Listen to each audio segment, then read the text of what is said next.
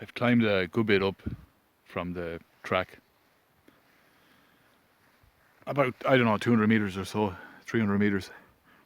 And I saw a lot of mushrooms on the way up. Didn't see any white mushrooms. And it got me thinking about how knowledge is power. Because, for example, let me see. There's a mushroom here somewhere. Yep, there are loads of them here actually. You can see this one here. There's a bigger one over here. Looks like the same type of mushroom. Now that, I would say very likely, that mushroom is deadly. It's very likely. But I don't know. And if I did know, if I had knowledge about the perhaps thousands, tens of thousands of different mushrooms you could find, or fungi you could find in this region, I'd be able to say whether it's deadly or not. And there's a possibility that that mushroom, I think this is a bigger one here, of the same type, this type of mushroom, is in fact edible. Someone could say that, someone who would have studied the different mushrooms in the region. Or they might say, this mushroom here is the same as this mushroom here. However, this one is immature and it's edible, and this one is mature and it's deadly. You know, who knows? I don't know. But what I'm trying to say here is knowledge is power. Knowledge is the difference between filling your gut or going hungry, filling your gut and dying from it because it's poison, or filling your gut and not dying from it because you've picked the mushrooms that are non-poisonous. So again, knowledge is power. Last week I finished reading a book. It was called Race to the South Pole. I forget the name of the author. A riveting read. It discloses the diary entries of Amundsen, the Norwegian explorer who reached the South Pole before his British counterpart Scott. And I recommend this book. If you have time over Christmas, it's worth a read. You can really see the difference between victory and defeat, between preparation and non-preparation, between an eye for detail and a cavalier attitude. And I could talk about this for a while. What I'll have to do though,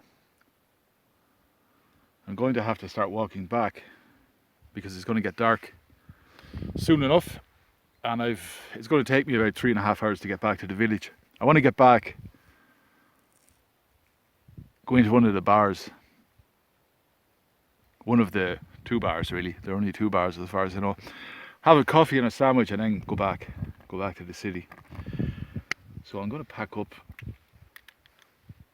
and then I'll start walking down back to the track. You're going to hear a lot of twigs snapping. You're going to hear a lot of leaves rustling. And I'll talk about that book. And I'm going to need my 2 hands here, so I'll have to put this phone down. I'll put it down on the leaf litter.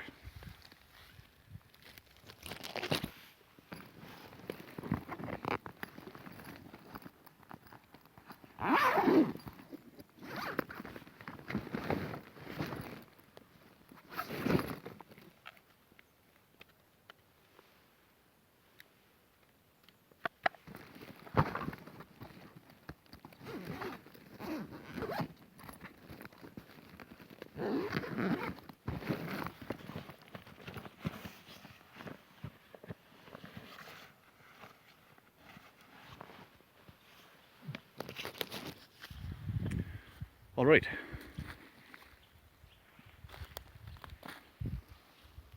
but try not to slip on the moss.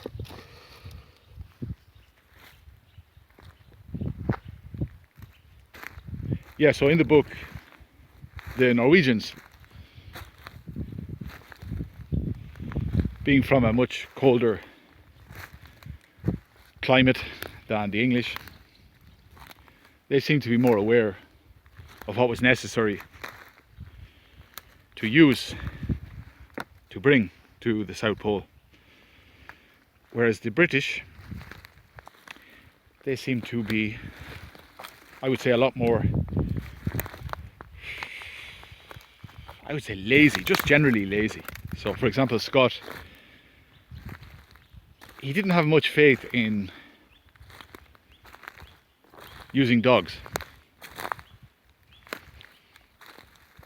He didn't really have much faith in dogs. He had this idea that he would get Siberian donkeys or ponies, and they'd be perfect for traveling. They'd be able to pull larger loads, and obviously you'd have to bring more feed for them, more weight and feed for them. Obviously, you know, when a pony dies, chances are the other ponies aren't going to eat the carcass.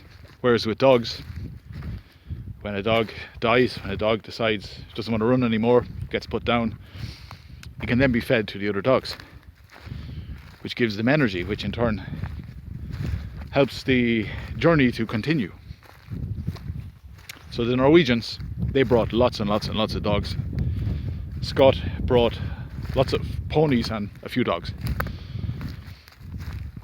Another thing, the Norwegians, they brought skis, and Amundsen made sure that he brought a world-class skier, a guy called Bjalland. Bjalland was like Norwegian champion of cross skiing for a number of years. And all the Norwegians were able to use skis. In the case of Scott, he brought skis, but he really didn't think they'd be of any use. So, you know, in all the months before they really got going, he didn't try, or the weeks, he didn't try to give skiing lessons to any of the members. I think there was only one skier in the group who was actually a Norwegian. The rest of them didn't really know how to ski. Some of them did a bit, others had never skied before. So this was another blunder by Scott, and he made a number of blunders. I really should have made a longer video about this. I should have taken notes. I could have spoken for 2 hours about this book. It really was a great read. But it was just a disaster to see the difference, and I can't remember, like, because it went on for months, you know, the trip to they had to go over frozen ice and then finally got onto the land, and then they were going up and down glaciers and mountains. But I think they worked out the difference, like if you went by average miles per day, the Norwegians were traveling, I don't know, 40% farther than the British. And another thing, they set up cairns so that, you know, as markers, and they also set up depots, so they would put food there on the way down, so that when they were coming back they could stop at a depot, pick up the food. They were all having this thing called pemmican, which is like a jerky used by Eskimos, Inuits, whatever. This was before the idea of, I don't know, refrigerated stuff, maybe tinned stuff. And that was most of the diet. But then, you know, they shot some seals when they arrived. I think they got a few penguins, and the seal meat and blubber was also stored in these depots.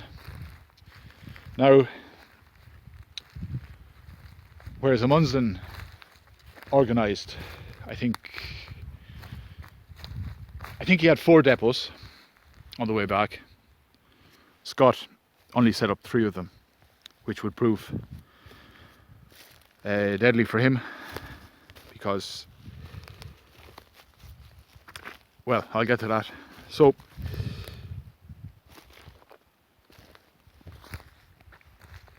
on the way, I think halfway there, Scott, for example, there were supposed to be teams of 4, and the idea was that the plan all along was that 4 of them, 4 of the English, 4 of the British, would continue down to the South Pole. But at the last minute, Scott decided, actually, we'll take another guy. We'll take a 5th. I can't remember the guy's name. Was it Bowers? He took one of the guys anyway. And they only had rations for four guys, you know. So that was just brutal leadership by Scott, taking an extra guy on a perilous journey to the South Pole on the last stretch, the last few hundred miles, when you've only planned out food for 4 people. That's a serious blunder. And it's interesting looking at the style of the diary entries. The Norwegians are more factual. They give the wind direction, the temperature. It's very concise. They just say such a dog was no longer able to run, shot her. She's now being devoured by her companions, and that's it, full stop. Whereas Scott is writing these really long-winded diary entries because I think he's got more in mind the idea that these entries are going to be published. So he's writing these long-winded, and they're always very optimistic, you know, kind of stiff upper lip. Oh, you know, we kind of one of the guys fell into a chasm today, you know, and luckily we got him back out. He's damaged his arm, but you know, we continue the march nonetheless. We'll be fine. And later on, you know, one guy is having problems with his fingers. You know, he's about to lose 2 of his fingers, but once he doesn't lose his toes, once he can keep walking, we should be fine. You know, when you're starting to get signs that things are going awry, you can see that Scott is doubling down in his prose, making out that everything is just as it should be. So another thing that should be mentioned, so there was a guy, 2 people died anyway, of the 5. 2 people died initially, and then the other 3 died thereafter. But I forget the name of the first guy that died. They say he wasn't really fit for such an endeavour. But Scott brought him because of, I don't know, loyalty in the British military or the Navy or whatever.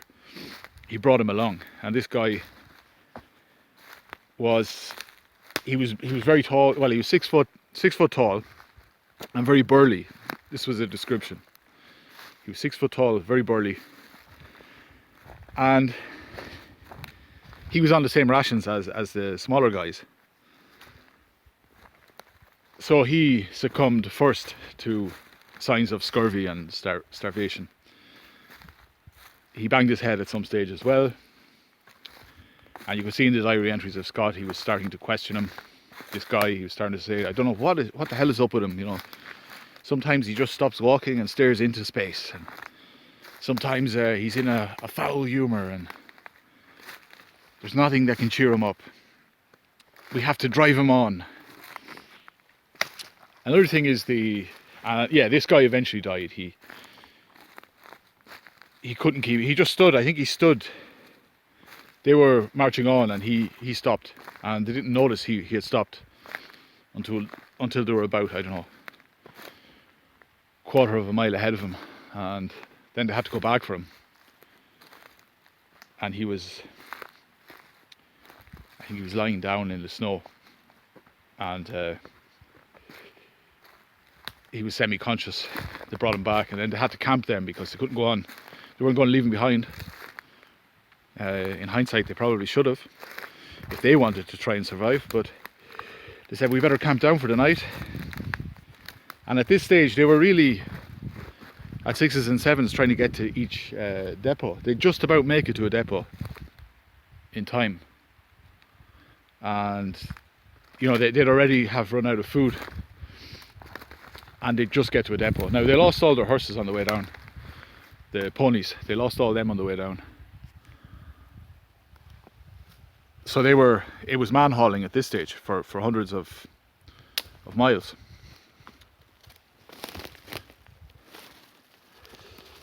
Which means you're going to need a lot more calories, and they didn't have enough calories. So they were dying from malnutrition, from scurvy, from sheer exhaustion. And that guy was the first one to go. The second one, I think, was a guy called Oates. And Oates, he had very bad frostbite. He lost fingers, and then I think he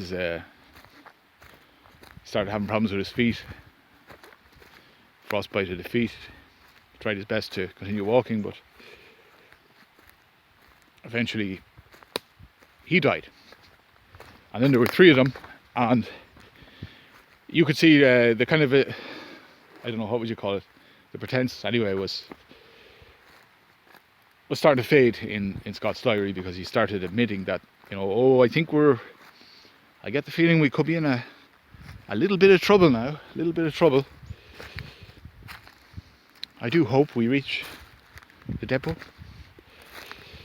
By my calculations, it should be, you know.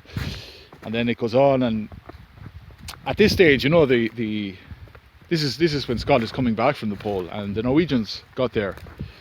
They planted the flag and everything. I think they set up a tent. Amundsen left a letter for the king, asking the next person to deliver it to the King of Norway. So they're on the way back, Scott and his team, and they know that they've lost the race. They're coming back. And even before, which is another pivotal moment I think in this, is even before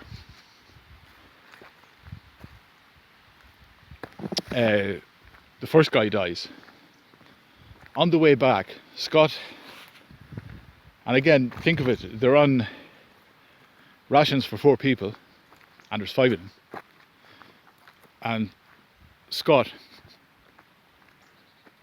takes a day out to do some geological studies, and I think he has them carting, because I think they found the sledges, sleds years, probably years later or months later, and I think they calculated that there was something like 40 something kilos of stones, and you know, guys were saying, what the fuck were they doing? You know, they're dying of hunger, they're exhausted, they have a very slim chance of getting back, and here they are. Part of their cargo is stones, you know, that they've collected. Because I think Scott, having lost the race, he wanted to get back to England with something that might be of value, of scientific value. So he was trying to save his blushes by making his men pull these stones, rocks, whatever. Crazy stuff, really. And yeah, so again, the fact that the depots were so far apart, and they're starting to become disoriented. There were blizzards, the weather, you know, the good season was over more or less when they were trying to get back. Norwegians had already set sail for Tasmania. They were racing to get to the cable, send off to the newspapers that they had achieved their goal, they had won. At the same time, Scott and the final 2 of his team were camping for the final time. They said, we're not going to reach, I think it was called 1 Ton Camp, we're not going to reach it. which would have been the final one. They couldn't reach it, and they died in their tents. There are many more things I could have spoken about in this, but I'm already forgetting a lot of the details. I would say anyway, it's said at the very end in the epilogue by the author that, you know, one of the differences as well was the different mindset between the two different ethnic groups. The British believe very much in hierarchy, and when you've got an incompetent leader, you're screwed, you know, you really are screwed. In the case of the Norwegians, it was a very flat, Amundsen was the leader, but he could be called into question by the others once it wasn't done too blatantly. A lot depended on this guy Bjaaland. He had very good eyesight. He was able to spot the cairns before the others. He was an excellent skier. I would say a lot of the expedition relied on his shoulders. He was the guy at the front most of the time. But yeah, generally it was very flat structure. The Norwegians, the British, a very complicated hierarchy, even amongst a small team of people. The Norwegians had no love for suffering. They brought adequate clothing. They had really done the research on different clothing worn by the Lapp people, Scandinavia, Eskimos and all the rest. What would be good in cold, dry climate, what would be good in a cold, humid climate. They really had done their homework. Scott had not done his homework, and they were not wearing appropriate clothing as well.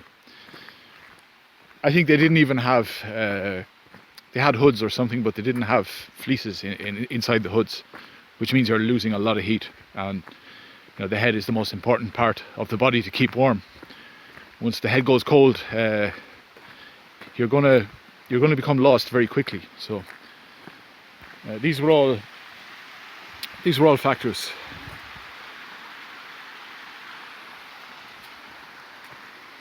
And it goes back to the very start of this long video. Knowledge is power. Having the appropriate information, having done your research, you can benefit from it. If you're ignorant, you're going to suffer the consequences, and consequences can be deadly, they can be fatal. And there was a final point I wanted to make.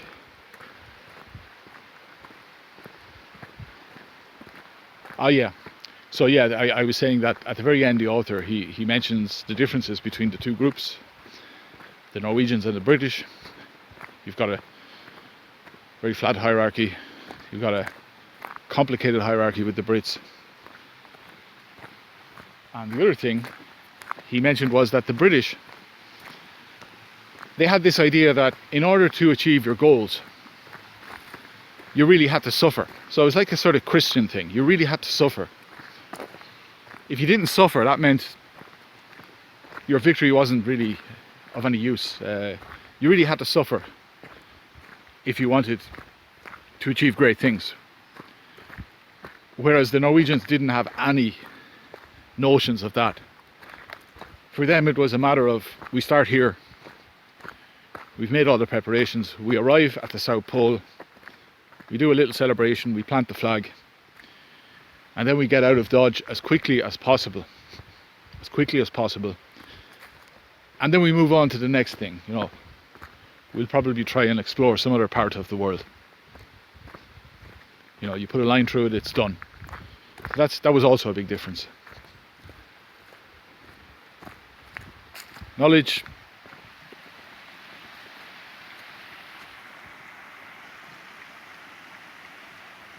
is power.